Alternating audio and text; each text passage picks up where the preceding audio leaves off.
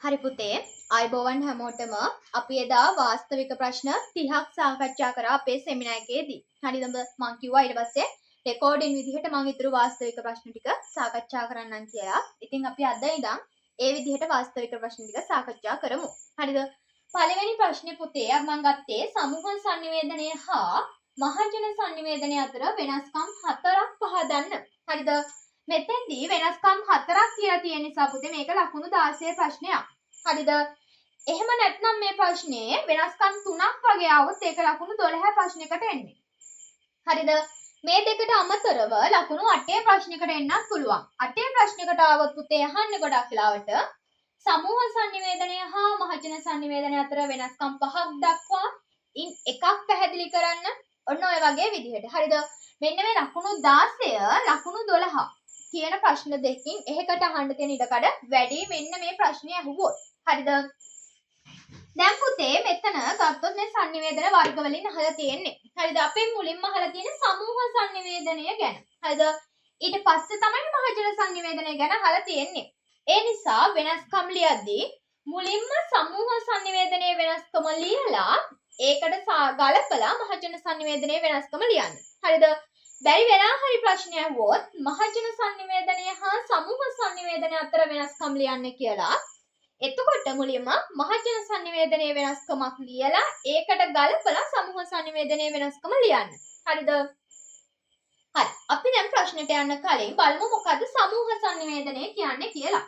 හරිද? සමූහ sannivedanaya කියන්නේ පුතේ පුද්ගල පිරිසක්. එහෙම නැත්නම් සමූහයක් අතරේ පොදු අරමුණක් ඇතිව සිද්ධ වෙන sannivedana තමයි අපි සමූහ sannivedanaya කියන්නේ. හරිද? ඊට පස්සේ බලමු අපි මහජන sannivedanaya කියන්නේ මොකද්ද කියලා. මහජන sannivedanaya කියන්නේ පුතේ ජන සමූහයක් වෙත සිදු කරන sannivedana අපි මහජන sannivedanaya කියලා හඳුන්වනවා. එතකොට මෙන්න මේ sannivedana වර්ග දෙකේ තියෙන වෙනස්කම් හතරක් තමයි අපෙන් අහන්නේ. හරිද? මේක රචනා ප්‍රශ්නයක්. ඔයාලා උත්තරය ගොඩනගා ගන්න මම කරුණු ටික විතරයි කියන්නේ. හරිද? උත්තරය ගොඩනගලා මගේ WhatsApp නම්බරේ තියෙනවනේ WhatsApp නම්බරයට දාන්න. හරි. මම වගුවක් විදිහට දාන්නම්. ඔයාලා වගුවක් විදිහට කරුණු දාන්න යන්න එපා. කරුණු ටික ඔයාලා පැහැදිලි කරලා දාන්න. හරිද? කරුණ ලියලා ඒක පැහැදිලි කරන්න. ඊළඟ කරුණ ලිව්වා ඒක පැහැදිලි කරන්න. මම පොදුවේ කරුණු හතර දාන්නම් වගුවකට. හරිද? මුලින්ම තියෙන පුතේ සමූහ sannivedanaya නිසා මම මුලින්ම සමූහ sannivedanaya වෙනස්කම ලියන්නම්. හරිද? ඊට පස්සේ තියෙන මහජන sannivedanaya නිසා මම ඊට පස්සේ මහජන sannivedanaya වෙනස්කම ලියන්නම්. හරිද?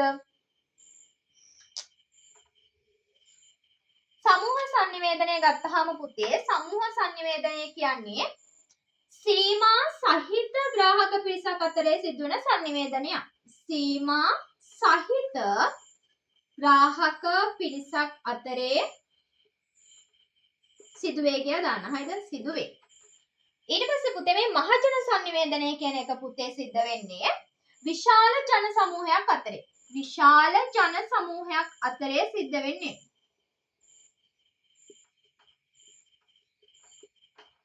සමූහ sannivedanaya සිද්ධ වෙන්නේ සීමා සහිත ග්‍රාහක පිරිසක් අතරේ. මහජන sannivedanaya සිද්ධ වෙන්නේ විශාල ජන සමූහයක් අතරේ. හරිද? ඊළඟ ලක්ෂණය තමයි පුතේ සමූහ sannivedanayට තාක්ෂණික මෙවලම් අනිවාර්ය වෙන්නේ නැහැ. තාක්ෂණික මෙවලම්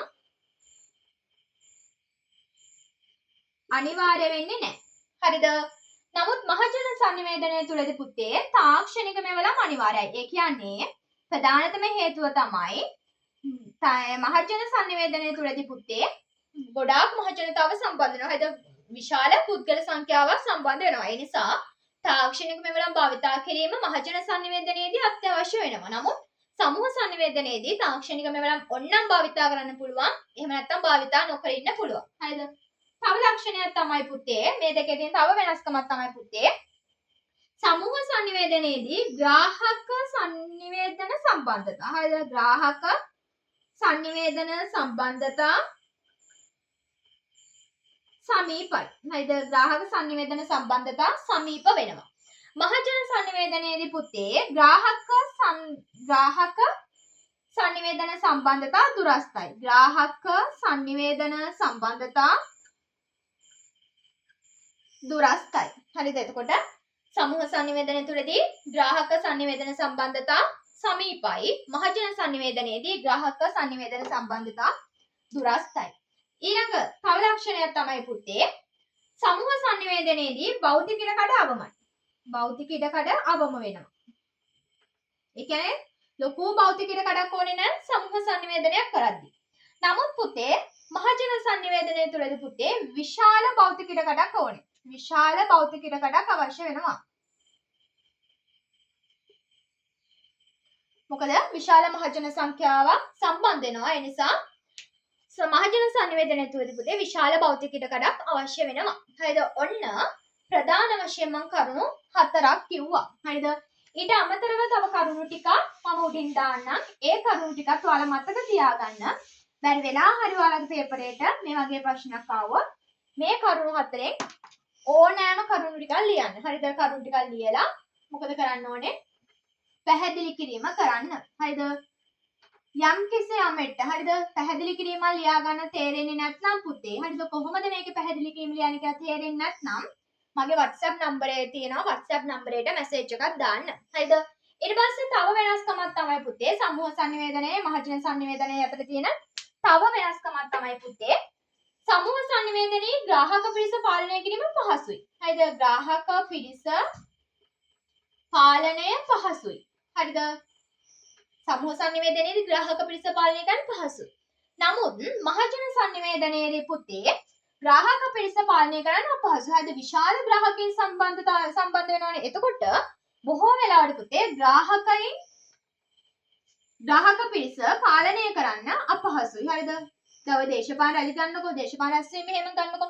දේශපාලන රැස්වීම එහෙම ගත්තාම විශාල ජන සමූහයක් සම්බන්ධ වෙනවා. එතකොට ඒ වගේ තත්ත්වයක ගැටුමක් ඇති වුණොත් එහෙම නැත්නම් මොකක් හරි දෙයක් ඇතුළත පාලනය කිරීම හරිය අපහසුයි. හරිද? ඔන්න ඕක තමයි ඒ කියන්නේ. හරිද? ඊට පස්සේ තව එකක් තමයි සමූහ sannivedanaya බොහෝ වෙලාවට ශාලා අභ්‍යන්තරව තමයි සිද්ධ වෙන්නේ. ඒ කියන්නේ ශාලා ඇතුලේ සිද්ධ වෙනවා.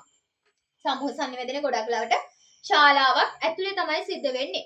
නමුත් පුතේ මහජන සම්බන්ධතාවය කියන එක මේ මහජන sannivedanaya කියන දේ මහජන sannivedanaya කියන දේ ගොඩාක් වෙලාවට වෙන්නේ පුතේ මේ ශාලා අභ්‍යන්තරේ නෙමෙයි ශාලාවෙන් බාහිරව. ඒ කියන්නේ පිටත තමයි සිද්ධ වෙන්නේ. ශාලාවෙන් බාහිරව සිද්ධ වෙන්නේ. හරිද? ඒ කියන්නේ පුතේ පිටත තමයි සිද්ධ වෙන්නේ. හරිද? ඒ කියන්නේ මේ මොකක් හරි මේ පිට්ටනියක් ඔය වගේ තැනක තමයි සිද්ධ වෙන්නේ. නමුත් සමූහ sannivedanaya කියන එක ශාලාවක් ඇතුලේ සිද්ධ වෙන්න පුළුවන්. හරිද? මේක බොහෝ වෙලාවට එලිමහන් ස්ථානවල කියලා දානකො.